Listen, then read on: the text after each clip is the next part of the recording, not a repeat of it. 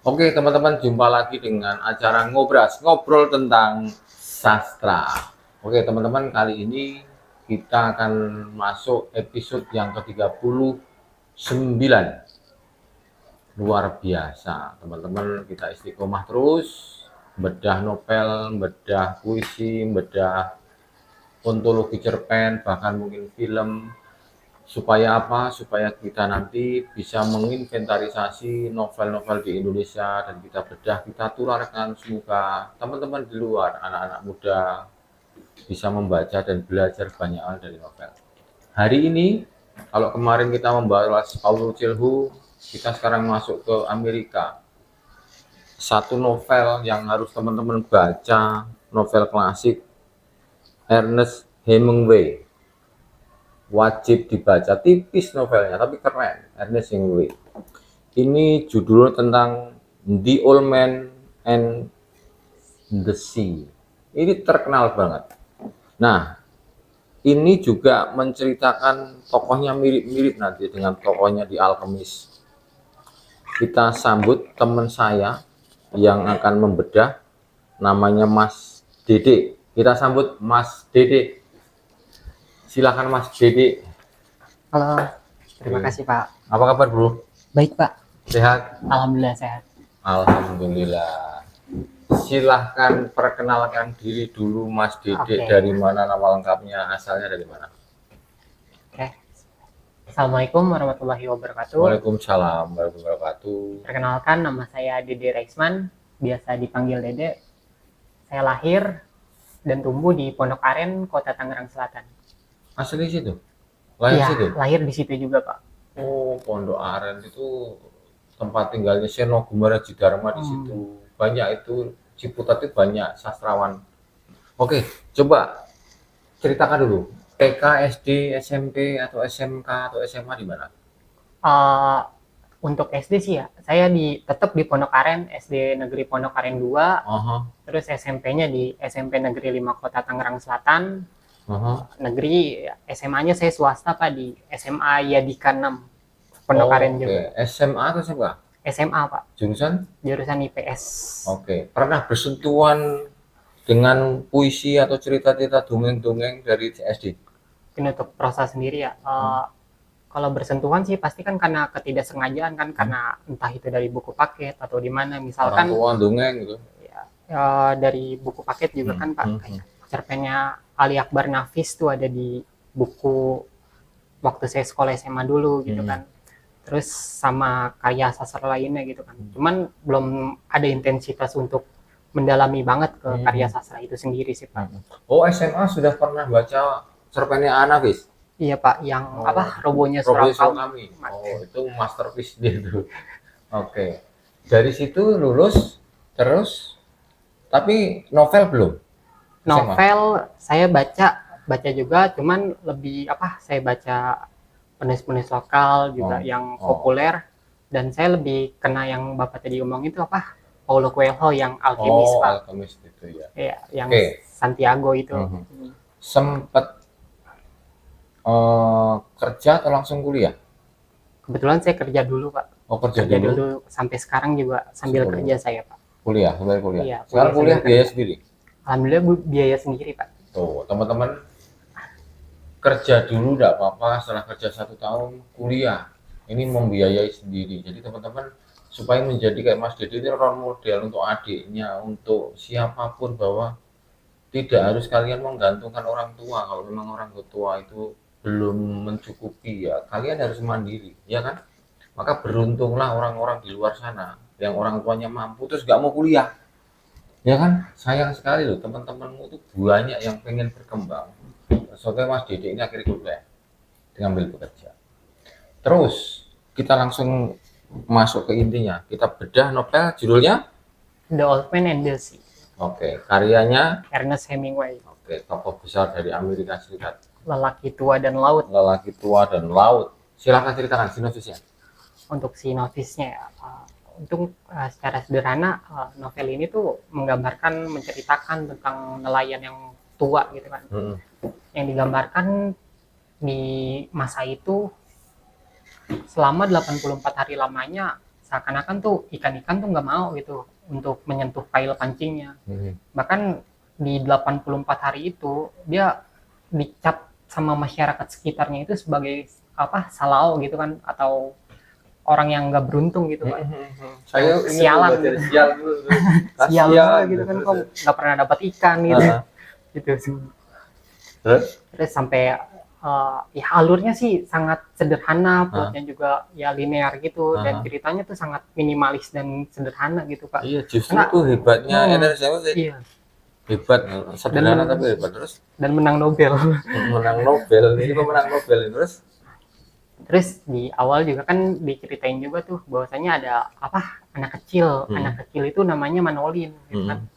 Manolin ini ya apa, agak tertarik tuh sama si Santiago. Mungkin dengan bagaimana caranya dia coba berkawan lah ya. Iya, cara dia memancing atau bagaimana ya, walaupun selama berbulan-bulan itu Santiago ini orang yang sial, tapi si Manolin itu ada daya tarik tersendiri ke Santiagonya itu Pak. Terus Nah, cuman ya karena kembali lagi gitu ke stereotip tadi, bahwasanya Salau gitu kan orang yang sial, orang yang nggak beruntung gitu kan. Ya Manolin ini dibatasi gitu sama orang tuanya untuk apa, berinteraksi dengan si Santiago ini Pak. Pokoknya jangan deket-deket sama Santiago. Iya ke situ sih arahnya. Terus Udah akhirnya nggak bisa tuh Santiago berlayar sendiri tuh ke samudera tanpa si Manolin gitu kan.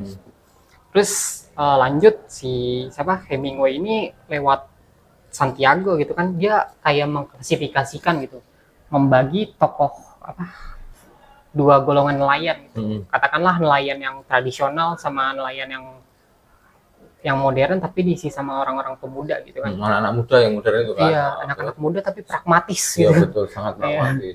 Sementara yang golongan tua ya seperti Santiago itu kan. Terus si Santiago ini ya kalau dari perbedaannya itu dijelasin juga tuh. Mungkin secara termnya kan apa, si kelompoknya si Santiago ini tuh menganggap laut itu sebagai apa, lamar gitu kan. Yang berarti lamar tuh nggak beruntung ya? Bukan. Yang sifatnya keibuan gitu Pak. Yang artinya bahwasanya ya lingkungan ini harus dihormati gitu kan. Kayak ekologisnya menghormati lingkungan lah. Iya gitu kan. Terus sedangkan yang kelompok kedua tadi tuh menganggapnya tuh apa, Elmar gitu kan. Elmar yang apa, suatu hal yang maskulin atau pesaingnya gitu kan, bahwasanya ya laut ini harus ditaklukkan harus gitu, dikuasai, harus ditaklukkan. Iya, seperti itu sih kurang lebih.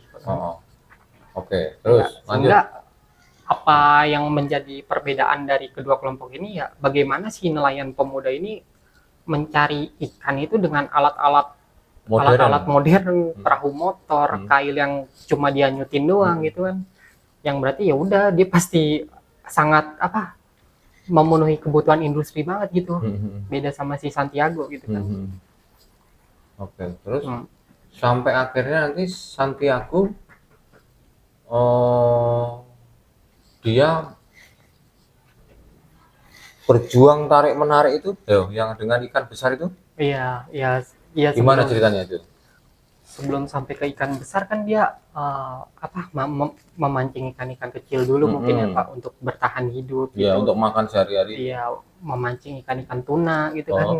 Apa sih namanya, bonito kalau nggak salah di sini kan.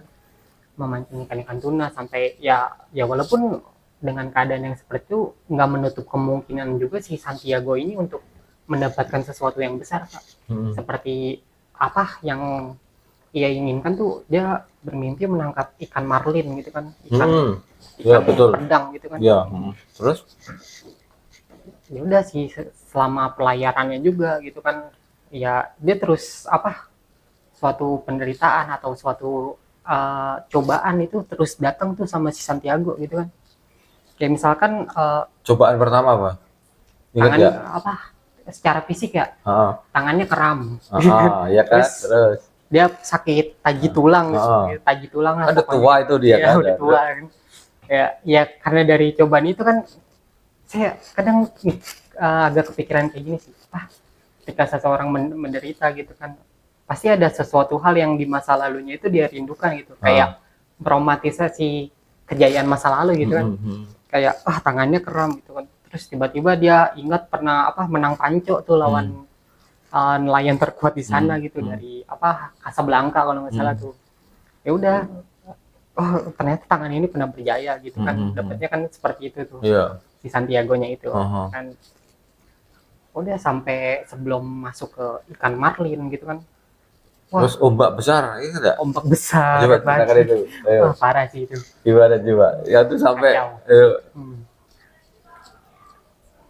Sampai ya sesekali dia tuh untuk mengatasi segala sesuatu kadang dia memikirkan pertandingan olahraga gitu kan, bisbol, untuk ya sedikit melepas penatnya gitu kan.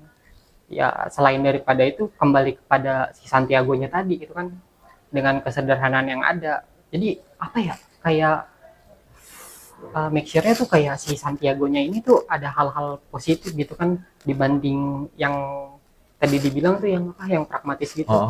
Jadi dengan prosesnya itu, dengan segala keterbatasan dia yang ada, justru di situ ada kepekaan secara individu loh Kak.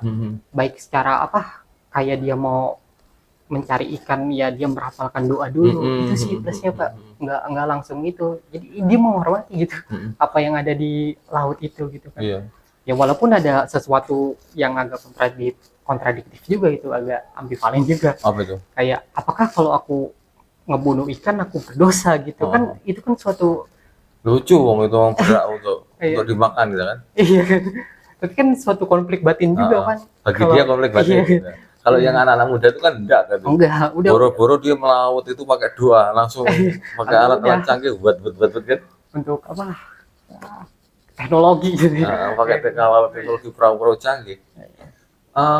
Si Ernest Hemingway itu dalam novel Lelaki Tua dan Laut ini kan mengajarkan kepada apa yang Mas tangkap dari macam-macam itu kan, tua, godaan, ombak, itu bagaimana dia menghadapinya? Kok bisa tough? Mungkin sebelum sampai situ ada lagi cobaannya. Apa itu? Ketika dia udah dapat ikan gitu, wah, yang tarik-tarikan itu sama hiu. Iya kan? Sama hiu itu. Itu sampai seru kan itu? Serem banget kan? Coba ceritakan. Sampai ya dia kan bertarung dengan hiu kan. Iya. Kapalnya dihajar kan. Iya. Gimana ceritanya? Dan pada akhirnya kan dia punya trik tersendiri buat ngalahin si hiunya. Itu kan karena suatu pengalaman yang dia punya Pak, bukan karena suatu teknologi. Itu kan nilai plusnya gitu kan, dengan keterbatasan dia yang ada gitu. Seorang diri gitu kan. Waktu itu gimana dia menghindari hiu? Dia menaklukkan atau gimana? Atau menghindari? Dia nggak menghindari sih, dia tetap bertarung kan, walaupun dia berdarah-darah, dan dia memiliki trik buat nancepin tombak di hiunya. Karena kan dia pernah bilang tuh di halaman berapa kalau di buku versi ini 133 gitu kan, seorang manusia itu bisa dihancurkan tapi nggak bisa dikalahkan. Itu sih yang paling ngena banget di 133. Iya. Nah, akhirnya sekitar coba ceritakan ketika mulai seru-serunya tarik menarik dengan marlin itu gimana? Ya dia dapat marlin karena dia melihat apa yang dia ingini gitu kan Pak. Ya walaupun ketika itu apakah ini suatu mimpi gitu kan, ketika dia berantem sama hiunya juga, ya kalau memang ini mimpi ya semoga aja ini mimpi yang baik. Dia selalu berpikir positif juga si Hemingway-nya itu. Oke, terus puncaknya apa? Puncak dari novel ini? Puncak dari novelnya klimaksnya ini, apa? Jadi setelah berjibaku dengan marlin tarik menarik, mungkin kalau di awal si Santiago ini dianggap sebagai orang yang sial gitu kan. Tapi ketika dia sebelum sampai ke desanya gitu kan, dan sebelum itu dia ditemui sama Manolin dulu. Ya ketika dia beristirahat gitu kan, masyarakat di situ melihat perahunya itu menggeret sisa-sisa kerangka ikan marlinnya Pak, sepanjang kalau nggak salah 8 kaki itu. 8 kaki yang ya udah pada terkejut gitu, wah si Santiago dapat gitu kan. Dan besar sangat besar, yang penduduk situ belum pernah mendapatkan ikan sebesar itu. Dan sejak saat itu dia sangat orang-orang melihat Santiago akhirnya apa? Ya setelah melihat itu loh, ikan marlin tuh loh. Ya kayak terkesima gitu aja Ah. sih sebenarnya. Iya kan? Iya. Sangat hormat, sangat respect itu atau kagum lah. Nah, Oke. Eh, pembelajarannya apa? Kamu setelah baca novel ini kan novel yang sangat hebat. iya. Dampaknya apa terhadap hidupmu? Apa ya ketika membaca si Ernest Hemingway, The Old Man of the Sea, ada Old Man and the Sea gitu kan ya. Mungkin kadang kita kepikiran juga untuk mencari sesuatu yang besar gitu kan. Mm. Tapi ada kalanya gitu kan kita mencari sesuatu yang sederhana juga gitu kan. Ya, sesederhana saya membaca ya, tulisannya Hemingway gitu kan. Ya setidaknya saya mendapatkan sesuatu. Kalau saya nggak bergerak ya kita nggak akan bergerak gitu kan, dari si Hemingway itu. Iya, kalau kita nggak bergerak, kita nggak berbuat apa-apa. Kita nggak ngelawan gitu. Heeh. Kita nggak bakal ngelawan gitu. Oke, coba ambil beberapa poin untuk apa itu quote-quote. Kamu di halaman berapa? Di halaman berapa? Coba buka dibaca. Untuk teman-temanmu ada beberapa quote dari Ernest Hemingway yang mungkin bisa dipelajari, bisa kita ambil. Mungkin yang tadi saya akan membaca sangat sedikit quote, bahwasanya manusia itu bisa dihancurkan tapi nggak bisa dikalahkan gitu kan. Itu kan menggambarkan suatu tekad dari suatu perjuangan yang ada dari Hemingway gitu. Oke, jadi manusia itu tidak bisa dihancurkan. Manusia itu tidak bisa dihancurkan. Aduh salah lagi. Ayo ulangi. Bentar ya. Tenang. Dan seorang manusia itu bisa dihancurkan tapi nggak bisa dikalahkan gitu. Manusia itu bisa dihancurkan tapi tidak bisa dikalahkan. Oke, ada quote lain nggak kira-kira? Mungkin ada sih, maka dari itu semoga teman-teman bisa membaca karya ini. Teman-teman silahkan yang penasaran supaya teman-teman baca ya, karena ini penting. Karya-karya Ernest Hemingway itu banyak, teman-teman bisa baca, termasuk nanti cerpen-cerpennya. Kalau cerpen-cerpennya teman-teman bisa cari di Fiksi Lotus atau beberapa di marketplace ada. Coba closing statement, berikan apa itu tip-tip bagaimana caranya bekerja sambil kuliah dan tetap semangat untuk teman-temanmu yang belum kuliah. Ya jalanin aja gitu, harus ada kadang kan kita harus ada sesuatu yang diinginkan juga sih. Ini dicapai ya. Hentakan gitu. Kalau untuk tips kayaknya bukan kapasitas saya juga untuk berbicara itu gitu kan. Mungkin dari kesadaran masing-masing sih. Paling tidak ya punya keinginan ya, untuk punya hentakan-hentakan, saya mau maju lah, mau nubah nasib supaya minimal saya S1, S2 dan seterusnya.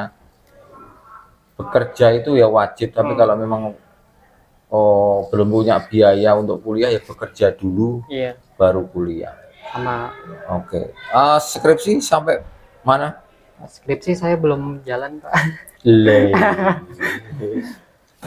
Mudah-mudahan lancar sih. Sudah bimbingan belum? Baru mau bimbingan Pak. Saya mau revisi mata kuliah dulu sih Pak. Iya, punya utang ya. Iya masih punya. Semangat, makanya yang penting apa itu ikhtiar. Saya kan selalu mengatakan di kelas ya, kuliah dengan senang hati, bekerja dengan senang hati supaya hidup happy, ya kan? Begitu. Thank you, Dek. Kapan-kapan kita ketemu lagi. Pak. Semangat. Oke, teman-teman, obrolan kita malam ini atau hari ini kita tutup dengan novelnya Ernest Hemingway. Nanti kapan-kapan kita bedah terus karya-karya dia. Semoga obrolan kali ini bermanfaat dan memberi inspirasi kepada teman-teman yang di luar sana. Tetap semangat, kuliah dengan senang hati, bekerja dengan senang hati, hidup akhirnya happy. Salam literasi, thank you, God bless you. Tadi potong, God bless you.